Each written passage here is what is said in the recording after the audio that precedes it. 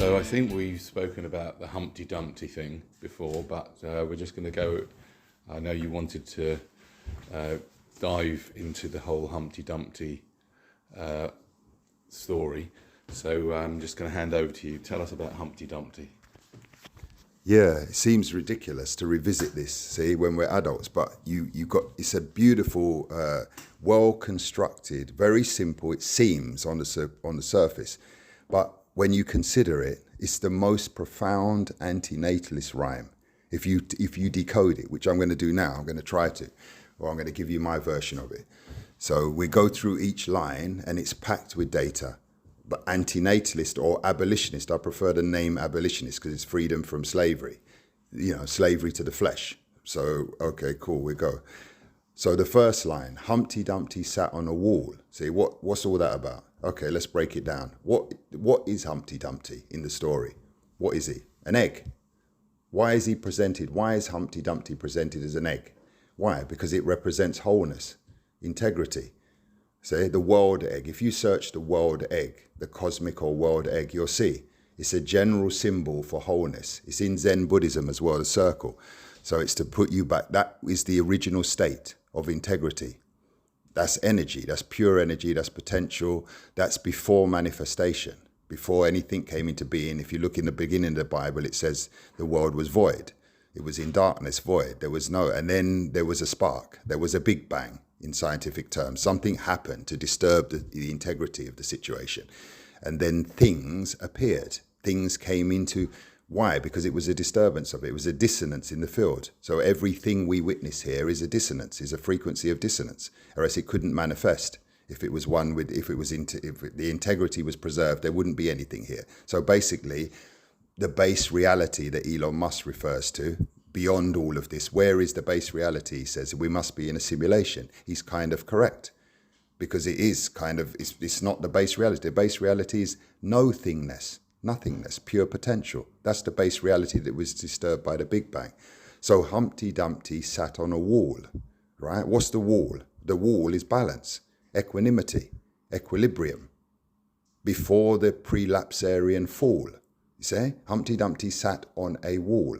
There's the two first lines. You see, the original single cell is Humpty, the circle, before it splits, before the zygote splits, before the original germ cell splits. There you have that. There's the integrity, the first state. It sat on a wall. There's the prelapsarian equipoise, or equilibrium, state of grace, harmony, unity, serenity, sanity, wholeness.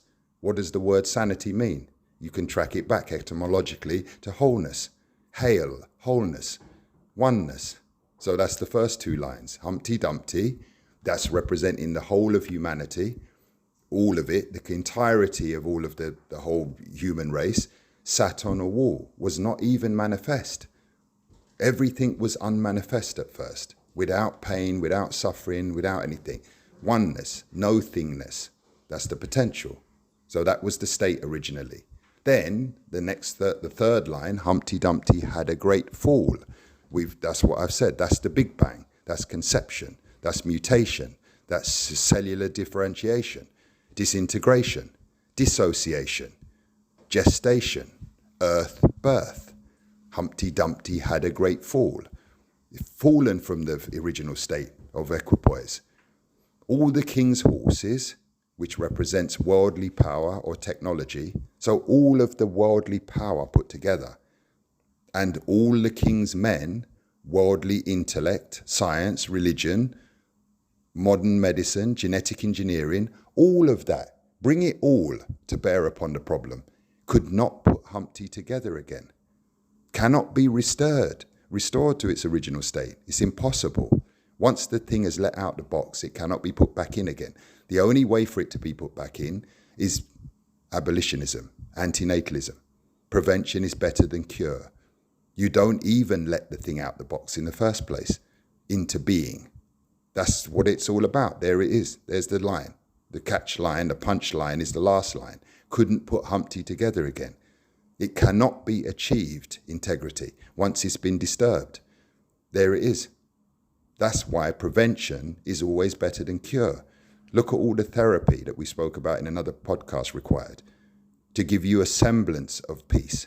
You need to do all this inner work, years upon years. Have a look at all the therapeutic videos on trauma. All the therapeutic videos on trauma, how to solve trauma, how to get rid of trauma. It's years of work. And it can't be done if you look at it. There's a guy called Sam Vaknin. Sam Vaknin, he speaks about trauma a lot and narcissism and everything, all the problems that we face here, internal problems that we've got, all the turbulence we've got still. He says if there's no intervention within 2 weeks of the trauma happening, it's impossible. You've got to roll with it. The only thing you're going to achieve the best is just optimization, but never cure. See, once the child is disturbed terribly, no cure possible, only just optimization, managing with the situation, managing, pulling a broken self along, but you manage to do that. But no cure of the thing.